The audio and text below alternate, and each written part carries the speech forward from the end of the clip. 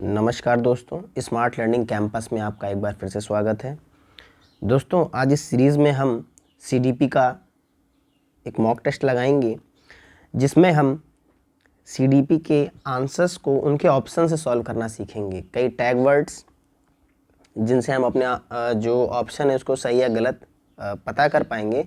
और अगर आप ये प्रैक्टिस सेट की सीरीज़ रेगुलर देखते रहते हैं तो दोस्तों मैं गारंटी देता हूँ कि आप ये पेपर प्रैक्टिस सेट की हेल्प से ही सॉल्व कर सकते हैं। बहुत ज़्यादा कठिन नहीं है।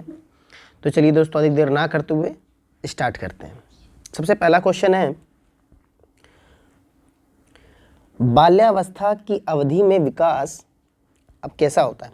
धीमी गति से होता है। तो देखिए यहाँ पर धीमी गति से होता है, अब उसे मापा नहीं जा सकता। देखिए ये एक गलत बात है, क्योंकि आज ऐसा कुछ भी नहीं जिसे मापा ना जा सके, तो ये बिल्कुल गलत चीज़ हो गई।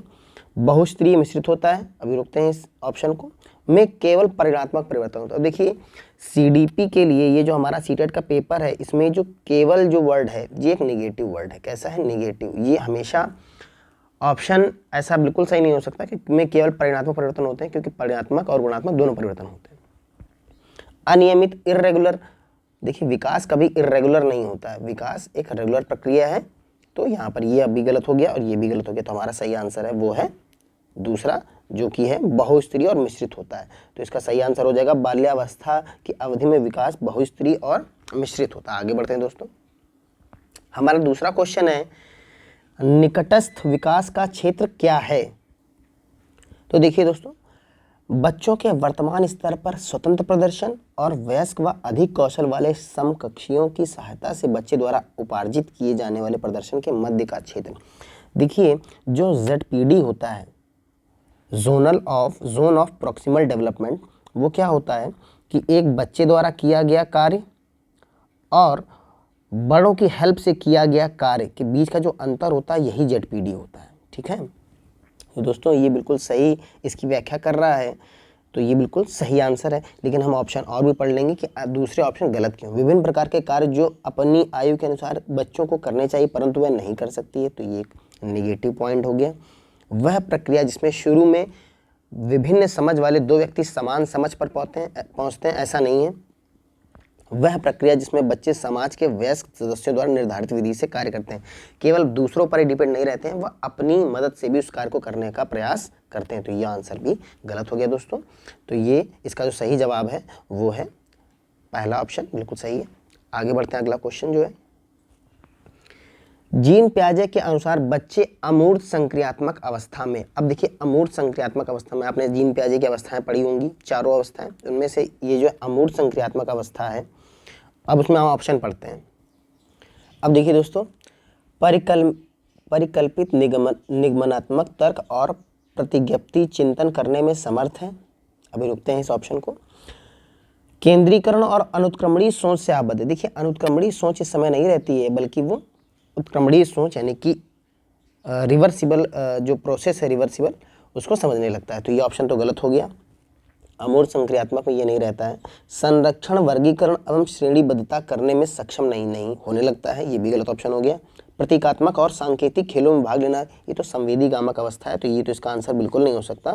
तो दोस्तों इसका सही आंसर है परिकल्पित निगमनात्मक तर्क और प्रतिज्ञप्ति चिंतन करने में ये समर्थ हो जाता है। तो हमारा बिल्कुल जो सही आंसर है वो है option A is the right answer. दोस्तों आगे बढ़ते हैं।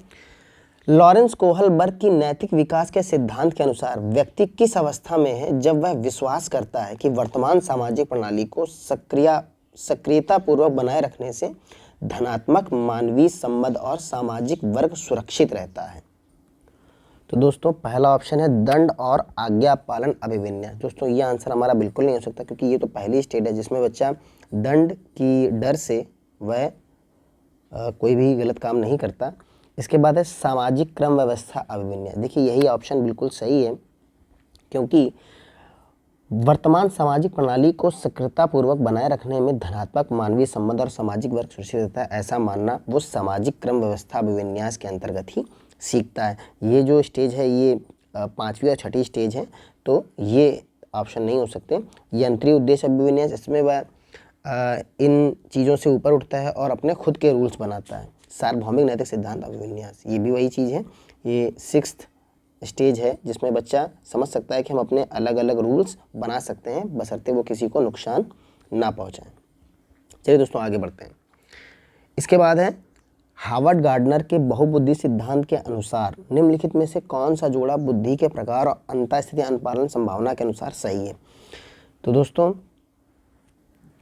देखिए दोस्तों, स्थानिक बुद्धि यहाँ मनोविज्ञान बताया है, अंतराव्यक्तित्व, विक्रेता, भाषिक, मूर्तिकार, शारीरिक गति संवेदना, तो ये है खिलाड़ी। अब देखिए स्थानिक बुद्धि में मनोवैज्ञानिक नहीं आते हैं, बल्कि इस बुद्धि में आपके आर्किटेक्ट, चित्रकार और पायलट वगैरह ये सब आते हैं, तो ये ऑप्शन तो गलत हो गया। इसके बाद अंतराव्यक्तित्व बुद्धि में विक्रेता नहीं आते, वो आते हैं जो स्वयं के बारे में जानने का प्रयास करते हैं। भाषिक बुद्धि में मूर्तिकार नहीं होते, बल्कि जो भाषा को अधिक महत्व देते हैं वो आते हैं, जैसे कि आपके कवि, लेखक, वकील, पत्रकार। अब देखिए यहाँ पर चौथा ऑप्शन है शारीरिक गति संवेदनता वाले जो हैं बुद्धि वाले हैं वो खिलाड़ी होते हैं, वो अपने शरीर की गति के प्रति और मतलब एथलीट जो होते हैं वो इसी बुद्धि के अंतर्गत आते हैं। चलिए दोस्तों अब हम बढ़ते हैं अगले ऑप्शन की तरफ, अगले क्वेश्चन की तरफ। ले वाइगोस्की के अनुसार, अब देखिए दो जो संज्ञानात्मक मनोवैज्ञानिक रहे हैं वो हैं जीन पियाजे और ले वाइगोस्की के अनुसार क्या है, बच्चों के संज्ञानात्मक विकास में भाषा की एक महत्वपूर्ण भूमिका है। अभी रोकते हैं इस ऑप्शन को।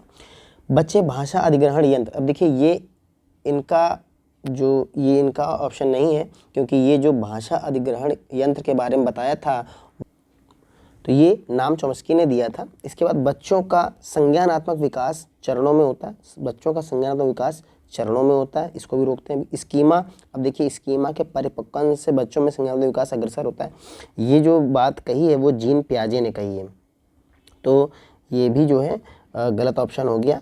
बच्चों का अब देखिए सबसे सटीक जो आंसर है वो बच्चों के संज्ञानात्मक विकास में भाषा की एक महत्वपूर्ण भूमिका होती है, तो ये बिल्कुल सही जवाब है इस क्वेश्चन का। अब चलिए दोस्तों आगे बढ़ते हैं अगले क्वेश्चन की तरफ। एक प्रगतिशील कक्षा में शिक्षण अधिगम प्रक्रिया के दौरान अधिगमकर्ताओं का मूल्यांकन, अब देखिए बच्चों के अधिगम में सहायक नहीं है, तो ये तो बिल्कुल गलत हो गया। मूल्यांकन तो बिल्कुल सहायक है। बच्चों के अधिगम प्रक्रिया में रुकावट उत्पन्न करता है, ये ऑप्शन भी बिल्कुल गलत हो गया। अभिभावकों को प्रतिपुष्टि देने के प्रयोजन से बेहद सफल, कम सफल व असफल विद्यार्थियों को पहचानने में सहायक होता है, अभी इस ऑप्शन को रोकते हैं। बेहद महत्वपूर्ण है क्योंकि यह बच्चों की समझ की जानकारी देता है और अध्यापिका को अपने शिक्षा शास्त्र पर विचारने में सहायक होता है। देखिए बिल्कुल पॉजिटिव आंसर ये है, क्योंकि हम कभी भी आकलन से ये नहीं पता करते हैं, ये नहीं पता करेंगे कि कौन कम सफल है, कौन कम सफल है, कौन कमजोर है, तो इस तरह की बात बिल्कुल निगेटिव रहेंगे हमारे आंसर्स में, तो ये भी आंसर हमारा गलत है। बिल्कुल सही जवाब जो है वो है ऑप्शन नंबर 4। चलिए दोस्तों आगे बढ़ते हैं। कक्षा में सभी लिंगों में जेंडर रूढ़िवादिता कम करने और विकास के विस्तार की संभावनाओं को बढ़ाने के लिए प्रभावशाली पद्धति कौन सी है। अब देखिए लिंगों के जैविक अंतरों की उपेक्षा करना और उन्हें अस्वीकार करना, देखिए बिल्कुल निगेटिव बात है ये, और ये हमारा कभी भी सही जवाब नहीं हो सकता। समाज में चित्रित लिंग भूमिकाओं को प्रबल करना, देखिए लिंग भूमिकाओं को प्रबल नहीं करना बल्कि हमें तो ये चीज़ कम करनी है, तो ये भी बिल्कुल गलत आंसर है। एक ही लिंग के योग्यता समूह बनाना कभी नहीं करेंगे जिससे भेदभाव की स्थिति बने। क्रियाकलाप के लिए मिश्रित लिंग समूह बनाना और विचार विमर्श को प्रोत्साहित करना, देखिए ये टैग वर्ड है इसका, पूरे सीडीपी का कहीं पर भी आप सीडीपी पढ़ते हैं तो विचार विमर्श को प्रोत्साहित करना ये एक टैग वर्ड है। आपका 90% ये ऑप्शन सही होगा, तो हमारा यहाँ पर भी यही ऑप्शन सही है एकदम। अब दोस्तों आगे बढ़ते हैं। अध्यापकों को कक्ष में बहुभाषिता को डैश समझना चाहिए, एक गुण एक साधन, एक गुण और साधन, एक रुकावट तो कभी नहीं, एक समस्या कभी नहीं, एक व्यवस्थागत मुद्दा ये भी कभी नहीं होगा। हमारा जो सही आंसर है वो है एक गुण और एक साधन समझना चाहिए, क्योंकि जो नई एजुकेशन पॉलिसी 2020 है ये बहुभाषिता को बढ़ावा देती है कि एक बच्चा जितनी ज़्यादा भाषा जानता होगा उतना ही उसके लिए अच्छा है सर्वाइव करना पूरे वर्ल्ड में। चलिए दोस्तों आगे बढ़ते हैं। बाल केंद्रित शिक्षा वह है जिसमें अध्यापक केवल पाठ्य पुस्तकों को ज्ञान के स्रोत के लिए उपयोग करता है। देखिए अब ये जो जहाँ पर केवल वर्ड यूज़ होगा वो हमारे लिए बिल्कुल निगेटिव है, हम उसको कभी भी सही आंसर में नहीं रखेंगे। अध्यापक बच्चों को उनकी क्षमता के आधार पर वर्गीकृत करता है। देखिए क्षमता के आधार पर वर्गीकृत करना बिल्कुल निगेटिव पॉइंट है, हमारा ये भी सही आंसर नहीं है। बच्चों के व्यवहार को निर्देशित करने के लिए अध्यापक पुरस्कार और दंड का प्रयोग करता है। ये तो बिल्कुल ही गलत है, क्योंकि बच्चे के लिए दंड का प्रयोग तो करना ही नहीं है पढ़ाई में। अध्यापक लचीला है और प्रत्येक बच्चे की व्यक्तिगत आवश्यकताओं को पूरा करता है। बिल्कुल सही जवाब है इस क्वेश्चन का। हमें इस तरह के आंसर देने हैं जो बिल्कुल पॉजिटिव रहेंगे बच्चे के लिए। अब देखिए आगे बढ़ते हैं। किस मनोवैज्ञानिक के अनुसार बच्चों के संज्ञानात्मक विकास में सांस्कृतिक उपकरण एक महत्वपूर्ण भूमिका।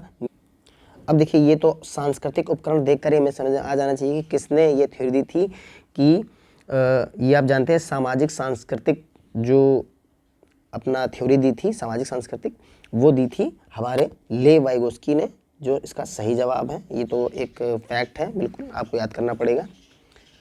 आंशिक दृष्टि वाले विद्यार्थियों के लिए निम्नलिखित में कौन सी अधिगम सामग्री उपयुक्त नहीं है। अब देखिए, जो बच्चे हैं आंशिक दृष्टि वाले हैं, उनकी नज़रें कमज़ोर हैं, तो बड़े आकार में मुद्रित पुस्तकें बिल्कुल सही है उनके लिए, बिल्कुल सही है। त्रिविमी नक्शे और चार्ट होने चाहिए, बिल्कुल सही बात है, उनके लिए होने चाहिए। बोलती पुस्तकें, स्पर्शी सूचना पट, ये भी बिल्कुल सही है।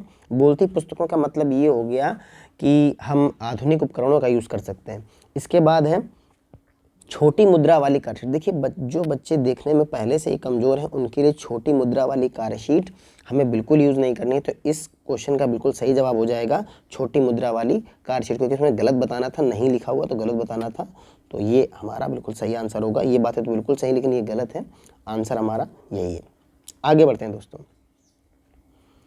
समावेशी शिक्षा के पीछे अंतर्निहित विचार है, वो क्या है? बच्चों को उनकी योग्यता के आधार पर पृथक करना। देखिए, योग्यता के आधार पर पृथक करना बिल्कुल हमारा कभी भी सही ऑप्शन नहीं हो सकता। तो ये तो हमने यहीं से पढ़ के गलत कर दिया।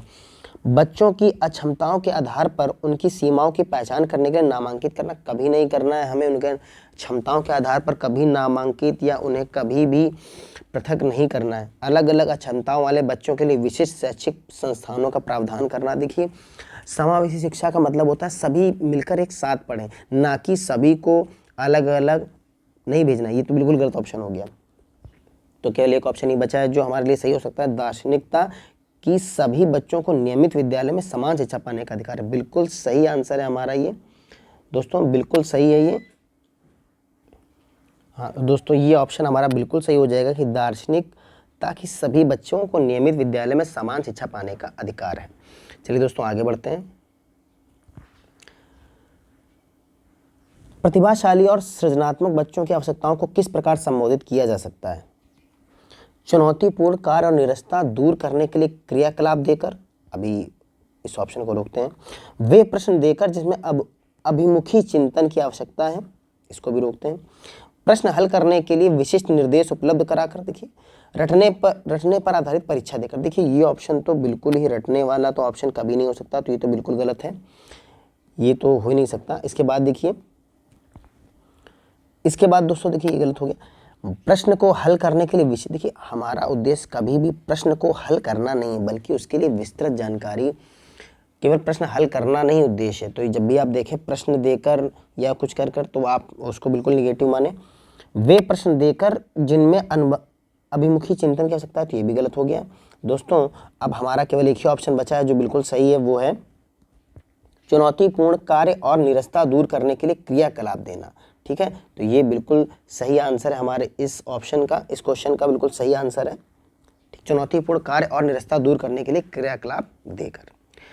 पठन वैफल्य बच्चों की पहचान किस प्रकार से की जाती है? दोस्तों, मैं आपको सजेस्ट करूंगा कि जब भी इस तरह के क्वेश्चन आए तो आप इंग्लिश में से जरूर पढ़ें। इसका जो नाम है वो है डिसलेक्सिया। क्या है? डिसलेक्सिया। अब डिसलेक्सिया जो है, अब देखिए ऑप्शन देखते हैं।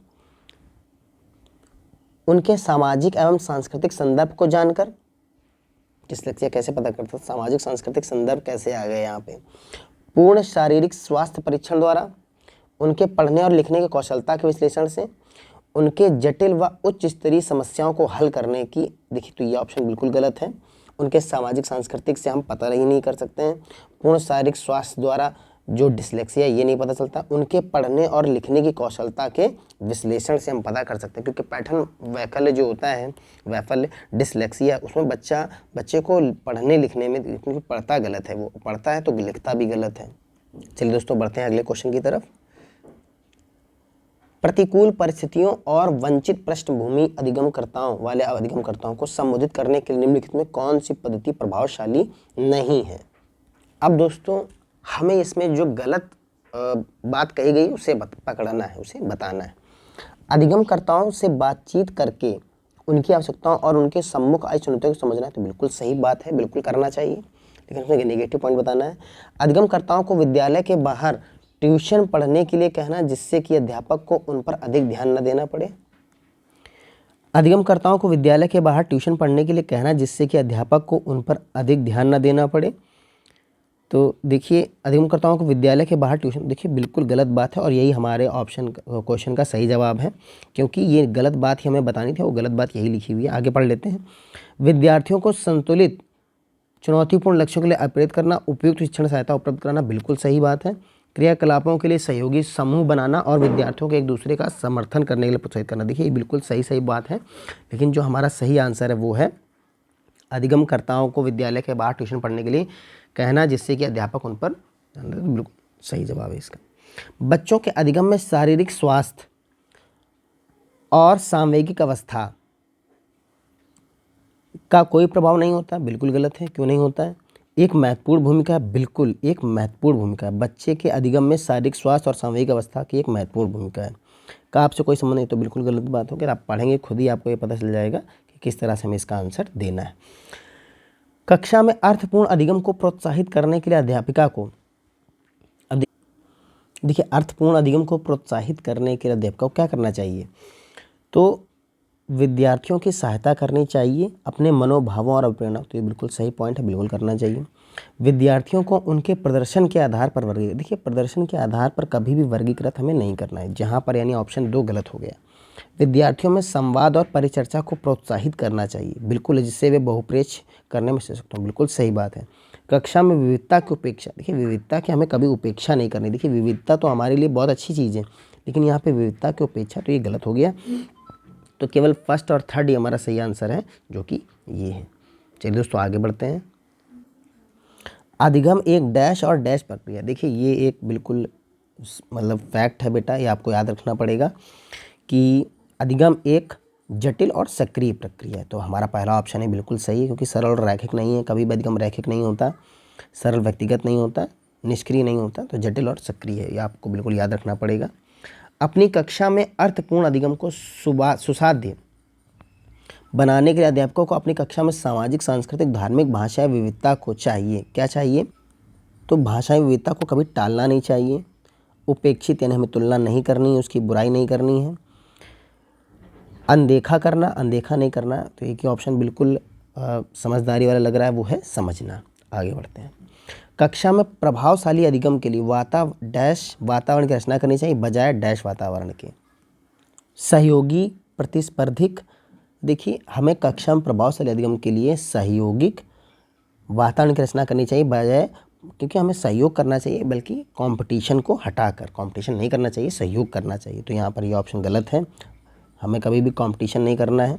भयावह नहीं हो सकता कभी भी, प्रतिस्पर्धिक कभी नहीं हो सकता कि हमें अधिगम के लिए कभी कंपटीशन वातावरण की रचना नहीं करनी, बल्कि सहायता वाले वातावरण की रचना करनी है बजाय कि कंपटीशन वाले वातावरण की। आगे बढ़ते हैं दोस्तों, हमारा अगला प्रश्न है, निम्नलिखित में से कौन सा उदाहरण विद्यार्थियों को अधिगम के लिए अभिप्रेरित करने के लिए प्रभावशाली पद्धति है? तो पाठ उपलब्ध कराना, विशेषकर जब विद्यार्थी कोई नया कौशल सीख रहे हैं। अभी रुकते हैं। सीखने से ज़्यादा कार्य पूर्ण करने पर बल देना, कभी नहीं हो सकता। वे कार्य देना जो कि बहुत सरल हो, ये भी जरूरी नहीं है, हमें सरल कार्य केवल नहीं देने हैं। प्रतियोगिताओं के लिए बहुत से अवसर उत्पन्न कराना, देखिए प्रतियोगिता यहाँ पर निगेटिव पॉइंट है हमारे CDP के लिए, तो हमें प्रतियोगिता पर बल नहीं देना है। तो इसका सही जवाब हो जाएगा पाठ उपलब्ध कराना, यानी कि सहायता उपलब्ध कराना, विशेषकर जब विद्यार्थी कोई नया कौशल सीख रहे हो। तो ये इसका बिल्कुल सही जवाब है और यही सही है। आगे बढ़ते हैं दोस्तों। बच्चों के चिंतन के विषय में निम्नलिखित में कौन सा कथन सही नहीं? अब देखिए मैं यहाँ गलत पकड़ना है, जो गलत आंसर है वो बताना है। तो बच्चे अपने आसपास की विविध घटनाओं के बारे में स्वयं अपने सिद्धांतों की रचना करते हैं, ये तो बिल्कुल सही है, तो गलत नहीं हो सकता। बच्चे प्रत्ययों को स्वयं नहीं सोच सकते और अध्यापक की मूल भूमिका उन्हें जानकारी उपलब्ध कराना है, रुकते हैं इस पॉइंट पर। बच्चे अपने आसपास की विविध घटनाओं के बारे में सक्रियतापूर्वक सोचते हैं, उनमें अन्वेषण छानबीन की लालसा होती है, बिल्कुल सही बात है ये। बच्चे अपने आसपास की वस्तुओं को जानने के लिए जन्मजात जिज्ञासु होते हैं, बिल्कुल सही है। तो हमारा जो आंसर है वो जो नेगेटिव पॉइंट है वही होगा कि बच्चे प्रत्ययों को स्वयं नहीं सोच सकते और अध्यापक की मूल भूमिका उन्हें जानकारी उपलब्ध कराना है, बिल्कुल गलत बात है। आगे बढ़ते हैं दोस्तों। बच्चों का विद्यालय में असफल होना, देखिए जब भी कोई बच्चा विद्यालय में असफल होता है तो इसका मतलब ये है कि बच्चे में कमी नहीं है, बल्कि जो ऑर्गेनाइजेशन उसकी देखभाल कर रहा है, जो उसे पढ़ा रहा है, कहीं ना कहीं उस चीज़ में कमी हुई है जिसकी वजह से वो असफल हुआ है। अब देखते हैं ऑप्शन क्या है। प्रस्तावित करता है कि वंचित पृष्ठभूमि वाले बच्चों में अधिगम का सामर्थ्य नहीं, कभी नहीं, बच्चे में बहुत सामर्थ्य होता है। निर्दिष्ट करता है कि विद्यालय इन बच्चों की आवश्यकताओं और रुचियों में की पूर्ति करने में समर्थ नहीं है, एक बार इस ऑप्शन को रोकते हैं। साबित करता है कि इन बच्चों में अनुवांशिकी पैदाइशी कमियां, कभी नहीं, किसी बच्चे में कोई पैदाइशी कमी नहीं होती, बल्कि अब वातावरण से वह सीखना स्टार्ट करता है। सूचित करता है कि अभिभावकों में अपने बच्चों के अधिगम में सहायता करने का सामर्थ्य नहीं। तो देखिए अभिभावक का भी इसमें बहुत ज़्यादा रोल नहीं है। जो सही जवाब है वो है निर्दिष्ट करता है कि विद्यालय इन बच्चों की आवश्यकताओं और रुचियों की पूर्ति करने में समर्थ नहीं है, क्योंकि जो ऑर्गेनाइजेशन बच्चे की देखभाल की जिम्मेदारी लेता है उस पर ही पूरा ये रहता है कि उसने किस तरह से काम किया जिसके कारण बच्चा सफल या असफल हुआ है। चलिए दोस्तों आगे बढ़ते हैं। समूह में एक दूसरे को पढ़ाने और सहायता करने से, अब देखिए समूह में एक दूसरे को पढ़ाना और सहायता करना ये एक प्लस पॉइंट है सीडीपी में। अगर कहीं ऑप्शन में आप इस पॉइंट को देखें तो जरूर इसे सही मार्क करें। बच्चे स्वयं की चिंतन प्रक्रिया पर आक्षेप कर सकते हैं और संज्ञानात्मक क्रियाकलाप के उच्च स्तर तक पहुंच सकते हैं। तो बात ये बिल्कुल सही है, अभी इस पॉइंट को रोकते हैं। बच्चों में भ्रांति उत्पन्न होती है, कभी भी एक साथ पढ़ने से कभी भ्रांति उत्पन्न नहीं होती, बल्कि डाउट सॉल्व ही होते हैं, तो बिल्कुल गलत चीज़ हो गई। बच्चों का ध्यान भंग हो सकता है, तो ये भी गलत बात हो गई। बच्चों में प्रतिस्पर्धात्मक प्रवृत्ति उत्पन्न होती है, कभी नहीं, साथ में पढ़ने से कभी कंपटीशन नहीं जनरेट होता है, बल्कि जब हम लोग अलग अलग पढ़ते हैं तब कंपटीशन बढ़ता है। तो बिल्कुल जो सही जवाब है वो है बच्चे स्वयं की चिंतन प्रक्रिया पर आक्षेप कर सकते हैं और संज्ञानात्मक क्रियाकलाप के उच्च स्तर तक पहुंच सकते हैं। चलिए दोस्तों आगे बढ़ते हैं। एक डैश कक्षा में अध्यापिका अपनी शिक्षा शास्त्र व आकलन की विधियों को विद्यार्थियों की व्यक्तिगत जरूरतों के अनुसार परिवर्तित करती है। देखिए फिर से एक बार पढ़ते हैं। एक डैश कक्षा में अध्यापिका अपनी शिक्षा शास्त्र व आकलन की विधियों को विद्यार्थियों की व्यक्तिगत जरूरतों के अनुसार परिवर्तित करती है। तो किस प्रकार की शिक्षा है? देखिए अध्यापक केंद्रित शिक्षा बिल्कुल नहीं हो रही है कहीं पर भी, तो ये ऑप्शन तो बिल्कुल आपको लगाना ही नहीं है। इसके बाद है प्रगतिशील शिक्षा, हम रुकेंगे इस पॉइंट पर। पाठ्य पुस्तक केंद्रित शिक्षा नहीं देनी है हमें। देखिए ये जो बात है वह है प्रगतिशील शिक्षा की, कि कभी भी एक डैश कक्षा में अध्यापिका अपनी शिक्षा शास्त्र आकलन विधियों को विद्यार्थियों की व्यक्तिगत जरूरतों में, तो प्रगतिशील शिक्षा कक्षा में, प्रगतिशील शिक्षा में ही कक्षा में ही व्यक्तिगत जरूरतों के अनुसार प्रवर्तित करती है अपने शिक्षा शास्त्र आकलन की विधियों को। तो इसका सही जवाब हो जाएगा प्रगतिशील। ठीक, अब आगे बढ़ते हैं दोस्तों 27वें नंबर क्वेश्चन पे। विकास के विषय में निम्न कौन सा कथन सही है? विकास के कथन में विषय में, तो बच्चों के विकास में बहुत सी सांस्कृतिक विविधताएं होती हैं, बिल्कुल सही बात है। संसार में सभी बच्चों का विकास एक ही क्रम में सुनिश्चित समय पर होता है, तो बिल्कुल गलत चीज़ है। विकास सुरुचिपूर्ण सुव्यवस्थित समूह की अवस्थाओं में पूर्व निश्चित आनुवांशिक घटकों के कारण होता है, तो ये तो बिल्कुल गलत बात है। विकास एक सरल और एक दिशी प्रक्रिया है, तो ये एक दिशी प्रक्रिया नहीं होती है, सरल। इसका सही जवाब है बच्चों के विकास में बहुत सी सांस्कृतिक विविधताएं होती। चलिए दोस्तों आगे बढ़ते हैं। अब हम निम्नलिखित में से मध्य बाल्यावस्था की अवधि का प्रमुख प्रमाण चिन्ह कौन सा है? मध्य बाल्यावस्था की अवधि का प्रमुख प्रमाण चिन्ह कौन सा है? तो दोस्तों देखिए पहले चीज़ तो मध्य बाल्यावस्था जो अवस्था है वो 6 से 12 वर्ष की अवस्था होती है। 6 से 12 की अवस्था जो होती है वो मध्य बाल्यावस्था होती है। देखिए इसमें वह जो है प्रतीकात्मक खेल का उभरना, प्रतीकात्मक खेल नहीं इसमें होता है। देखिए इसमें इस स्टेज में वह प्राकृतिक रूप से जो मूर्त चीज़ें हैं, जो दिखने वाली चीज़ें हैं, उन पर विचार करने लगता है। देखिए पेशी कौशल और समग्र शारीरिक वृद्धि, तेजी से विकास, देखिए ये भी नहीं है। वैज्ञानिक तर्क और अमूर्त रूप सोचता तो वो किशोरावस्था में, तो ये भी गलत ऑप्शन होगा। तर्क संगत विचारों का विकास जो कि प्राकृतिक रूप से मूर्त हैं, इनके बारे में वो विश्लेषण करने लगता है, तो सही जवाब होगा option number 2 is the right answer. बच्चों के समाजीकरण में विद्यालय की कोई भूमिका नहीं है, तो बिल्कुल गलत है। कि बहुत कम भूमिका है, बिल्कुल गलत है। प्राथमिक कारक है, देखिए प्राथमिक कारक जो होते हैं हमारा घर और पड़ोस होता है, घर होता है, बल्कि प्राथमिक की बात करें तो परिवार ही हमारा प्राथमिक कारक होता है। द्वितीयक कारक जो होता है फिर आपके पड़ोस, स्कूल, सरकार, सहकर्मी सब द्वितीयक कारक, तो विद्यालय जो है वो द्वितीयक कारक है। ये बिल्कुल सही ऑप्शन है इस क्वेश्चन का। हमारा आखिरी प्रश्न है आज का, निम्नलिखित में से किस मनोवैज्ञानिक ने प्रस्तावित किया है कि बच्चों का चिंतन गुणात्मक रूप से वयस्कों की अपेक्षा अलग होता है। देखिए दोस्तों, देखिए ये बात जो है आपको बिल्कुल याद करनी पड़ेगी। देखिए ये, क्योंकि ये बिल्कुल कोटेशन है जीन पियाजे की। जीन पियाजे ने ये कहा था कि जो बच्चों का चिंतन है गुणात्मक रूप से वयस्कों की अपेक्षा अलग होता है, तो बिल्कुल सही चीज़ है। तो दोस्तों आज ये हमारा CDP का एक सेट कंप्लीट हुआ है। दोस्तों जल्द ही हम मिलेंगे अगली वीडियो में, तब तक के लिए नमस्कार।